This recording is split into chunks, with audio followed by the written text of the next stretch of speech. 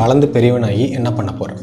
மெயினாக middle class and lower middle கிளாஸில் பிறந்தவங்களுக்குலாம் வந்து இதை வந்து ஒரு சாபக்கேடுனே சொல்லலாம். ஆக்சுவலாக லைக் கோடிக்கணக்கில் சம்பளம் கொடுத்தாலும் அந்த மாதிரி ஜாப்ஸை நான் சூஸ் பண்ண மாட்டேன். இப்போ நான் இந்த வேலையை பண்ணலைன்னா வேறு யாரோ ஒருத்தன் அந்த காசை வாங்கிட்டு இதை பண்ண தான் போகிறான்.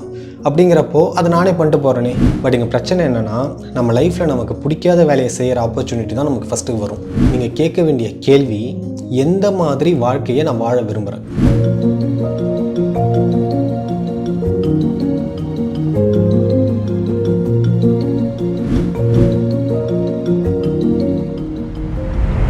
எல்லாருக்கும் வணக்கம்.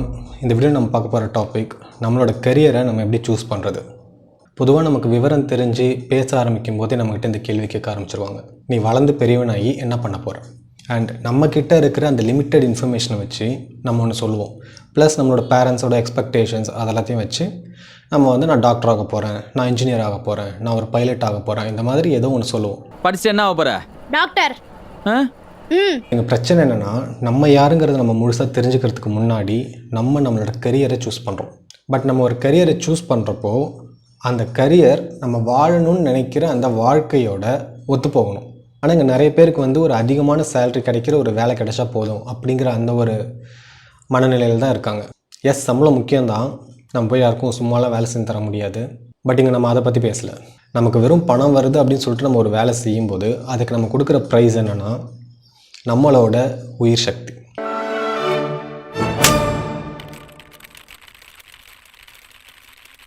ஏன் பாப்பா பணம் வேணும்னா வேலை செஞ்சு தானே ஆகணும் அப்படின்னு சொல்லிட்டு நீங்கள் கேட்கலாம். இங்கே நீங்கள் வந்து வேலைக்கு போகாதீங்க அப்படின்னு நான் சொல்லலை. நீங்கள் சூஸ் பண்ணுற கரியர் உங்கள் வாழ்க்கைக்கு சப்போர்ட் பண்ணணும். அது பண ரீதியாக மட்டும் இல்லாமல் மன ரீதியாகவும் சப்போர்ட் பண்ணணும். ஸோ அப்போ என் லைஃப்பில் நான் என்ன பண்ணுறது அப்படிங்கிறது வந்து இங்கே கேள்வி கிடையாது. நீங்கள் கேட்க வேண்டிய கேள்வி, எந்த மாதிரி வாழ்க்கையை நான் வாழ விரும்புகிறேன், இதுதான் நீங்கள் கேட்க வேண்டிய கேள்வி.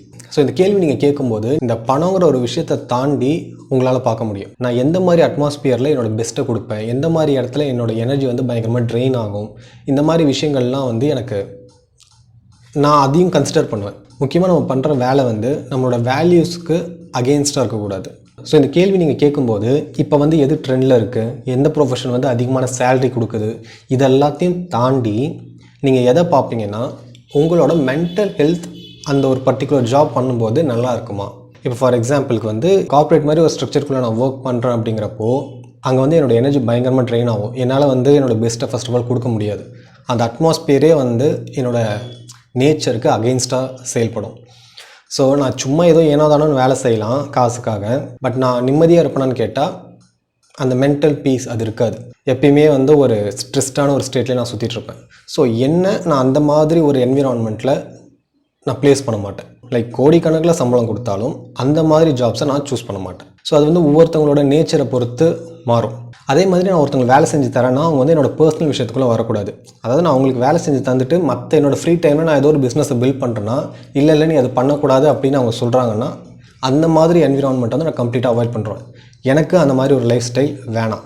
இப்போ வந்து எனக்கு நல்ல சேலரி கிடைச்சா போதும் அப்படின்னா நான் எந்த வேலையை வேணாலும் சூஸ் பண்ணிக்கலாம். கரெக்டு தானே? எனக்கு வந்து ஒரு 70,000 80,000 சம்பளம் கொடுக்குறாங்க அப்படிங்கிறப்போ நான் எந்த வேலையை வேணாலும் சூஸ் பண்ணிட்டு அதை நான் பண்ணலாம். ஆனால் அதோட முடியுமான்னு கேட்டால் அதான் கிடையாது. அங்கே தான் வந்து பிரச்சனையே ஸ்டார்ட் ஆகும். என்ன பிரச்சனைனா, நம்மளோட பர்சனல் லைஃப்பில் அந்த எனர்ஜி வந்து அஃபெக்ட் பண்ண ஸ்டார்ட் பண்ணணும். அங்கே க்ரியேட் ஆகிற ப்ரெஷர் நம்ம லைஃப்பில் இருக்க மற்ற இடங்களுக்கும் அப்படியே வந்து ஸ்ப்ரெட் ஆகிட்டு இருக்கும். ஸோ நான் வந்து அந்த மாதிரியான ஒரு லைஃப் ஸ்டைலை எனக்கு நான் சூஸ் பண்ண மாட்டேன். அண்ட் எல்லாத்தையும் விட ரொம்ப முக்கியமான ஒரு விஷயம் என்னென்னா, நம்மளோட வேல்யூஸோட அந்த வேலை வந்து ஒத்து போகணும். ஃபார் எக்ஸாம்பிளுக்கு வந்து இப்போ நான் வந்து ஒரு மார்க்கெட்டிங் டிபார்ட்மெண்ட்டில் வேலை செஞ்சிட்ருக்கேன். அதில் வந்து ஒரு ப்ராடக்ட், அந்த ப்ராடக்ட் வந்து ஹெல்த்துக்கு நல்லது கிடையாது ஆக்சுவலாக. பட் ஆனால் அது மார்க்கெட்டில் இருக்குது. அதை வந்து அந்த கம்பெனிக்காரங்க என்னை வந்து பீப்புள்ஸ்க்கு ப்ரொமோட் பண்ண சொல்கிறாங்க. நான் வந்து ஒரு அட்வர்டைஸ்மெண்ட் ஏஜென்சியை வந்து காண்டாக்ட் பண்ணி இந்த ப்ராடக்ட் பற்றி ஒரு வீடியோ க்ரியேட் பண்ணி அதை வந்து மக்கள்கிட்ட கொண்டு போய் சேர்க்குற மாதிரி சம்திங் ஏதோ ஒரு ஒர்க் பண்ணுறேன். பட் ஆனால் பர்சனலாக எனக்கு வந்து அந்த வேலையை பண்ண இஷ்டம் கிடையாது. மக்களுக்கு வந்து அது நல்லது கிடையாதுன்னு சொல்லிட்டு எனக்கு தெரியுது. இருந்தாலும் அந்த வேலை செஞ்சால் எனக்கு காசு வருது, ஒரு மாதிரி நல்ல சேலரி வருது அப்படிங்கிறதுக்காக அந்த வேலையை நான் செய்யும்போது என்னோடய எனர்ஜி பயங்கரமாக ட்ரெயின் ஆகும். நான் என் மேலே வச்சுருக்கிற அந்த ரெஸ்பெக்ட்டுங்கிறது குறைய ஆரம்பிக்கும். நம்ம இதை நியாயப்படுத்திக்கலாம். இப்போ நான் இந்த வேலையை பண்ணலைன்னா வேறு யாரோ ஒருத்தன் அந்த காசை வாங்கிட்டு இதை பண்ண தான் போகிறான். அப்படிங்கிறப்போ அதை நானே பண்ணிட்டு போகிறேனே அப்படின்னு சொல்லும்போது நான் என்னோடய வேல்யூஸை வந்து உடைக்கிறேன். அந்த வேல்யூஸ் வந்து நீங்கள் அந்த செயலை செய்யும் போதெல்லாம் உங்கள் கண்ணு முன்னாடி வந்து நிற்கும். என்னடா பண்ணுற அப்படின்னு சொல்லிட்டு. இது வந்து உங்களோட எனர்ஜி பயங்கரமாக ட்ரெயின் பண்ணும். உங்களால் வந்து நிம்மதியாக இருக்க முடியாது அந்த வேலையில். அந்த ஆளை தூக்குறா நீங்கள் தூக்குனேன், பேசுனீங்க பேசுனேன், ஆடுறா நீங்கள் அடித்தேன், நீங்கள் கொண்டு என்ன தூக்கிட்டு போய் மாட்டுறா நீங்கள் மாட்டினேன், இப்போ இதையும் பண்ணுறேன். ஒரு நாள் மாட்டுவோம், அந்த டைம் வரும். ஸோ நீங்கள் சூஸ் பண்ணுற கெரியர் வந்து உங்களோட வேல்யூஸ் கூட அலைன் ஆகி இருக்கணும். இது ரொம்ப ரொம்ப ரொம்ப இம்பார்ட்டன்ட். இது நிறைய பேர் கண்டுக்கிறதே கிடையாது. நம்ம வந்து ஒரு விஷயத்தை பண்ணும்போது நம்மளோட எனர்ஜி வந்து அந்த வேலையை செய்யறதுக்கு சப்போர்ட் பண்ணலைன்னா அந்த வேலையை செய்யக்கூடாது. ஸோ அப்போ என்ன பண்ணலான்னா, உங்கள் லைஃப்பில் உங்களுக்கு எது பண்ணும்போது நேரம் போகிறதே தெரியலையோ அதை வந்து நோட் பண்ணுங்கள். உங்களுக்கு இந்த சொசைட்டியில் எந்த ஒரு ப்ராப்ளமை சால்வ் பண்ண பிடிச்சிருக்குங்கிறத பாருங்கள். உங்கள் லைஃப்பில் நீங்கள் எந்த ஒரு எஃபர்ட்டும் போடாமல் எந்த ஒரு டாபிக் உங்களோட கவனத்தை திரும்ப திரும்ப ஈர்க்குதுங்கிறத கவனிங்க. அந்த டாபிக் வந்து ஸ்பிரிச்சுவாலிட்டி பற்றி இருக்கலாம், ஆர் விவசாயம் பற்றி இருக்கலாம், இட் கேன் பி எனிதிங். அந்த வேலையை செய்யறதுக்கு நீங்கள் போடுற எஃபர்ட்ஸ் எல்லாமே வந்து ஒரு அர்த்தமுள்ளதாக இருக்கும். நீங்கள் வந்து நான் என் லைஃப்பில் ஜெயிக்கணும், நான் தோத்துட்டேன்னா மற்றவங்களாம் என்னை பற்றி என்ன நினைப்பாங்க, இதை பற்றிலாம் நீங்கள் யோசிக்க மாட்டீங்க. இந்த மாதிரி எண்ணங்கள்லாம் வந்து ஒரு ப்ரெஷர்லேருந்து கிரியேட் ஆகிறது.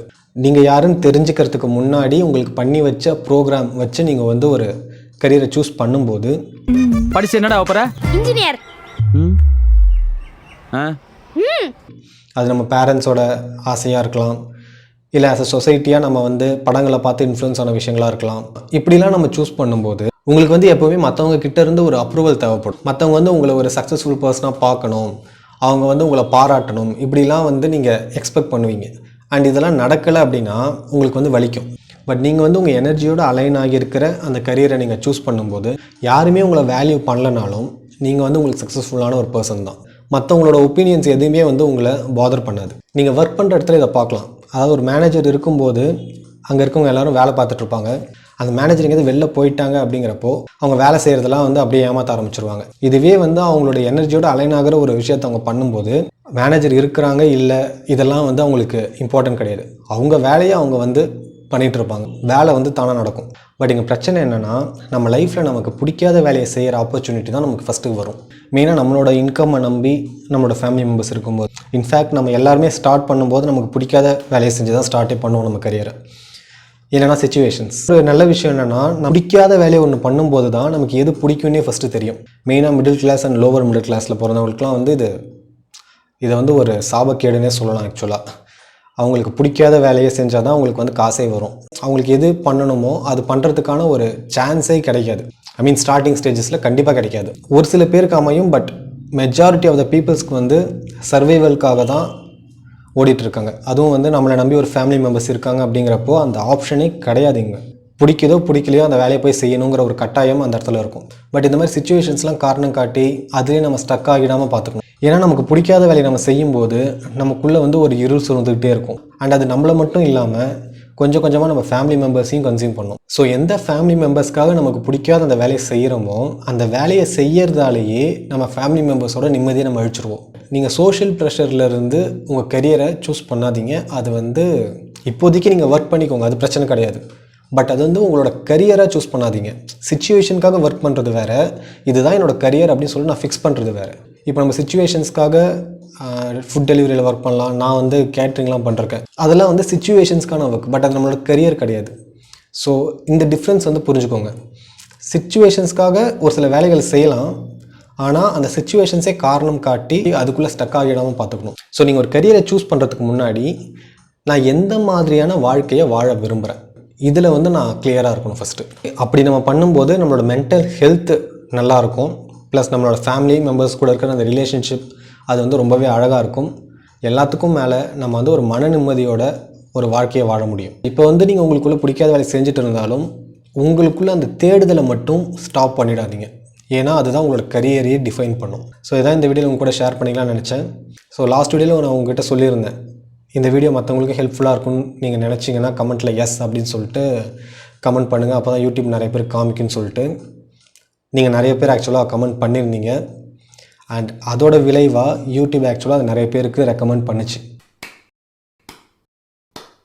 ஸோ அந்த வீடியோக்கு வந்து ஒரு 1000 வியூஸ் வந்துச்சு. 1000 வியூஸுங்கிறது ரொம்ப கம்மியாக தெரிஞ்சாலும் இந்த சேனலுக்கு, அது இந்த சேனலோட சைஸ்க்கு வந்து அது ஒரு ஓகேவான ஒரு நம்பர் தான்.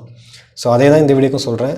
இது மற்றவங்களுக்கு ஹெல்ப்ஃபுல்லாக இருக்கும் அப்படின்னு நீங்கள் நினச்சிங்கன்னா, நம்பினீங்கன்னா கமெண்ட்டில் எஸ் அப்படின்னு சொல்லிட்டு கமெண்ட் பண்ணுங்கள். So yeah, so thanks for வாட்சிங் guys. See you next video. Bye.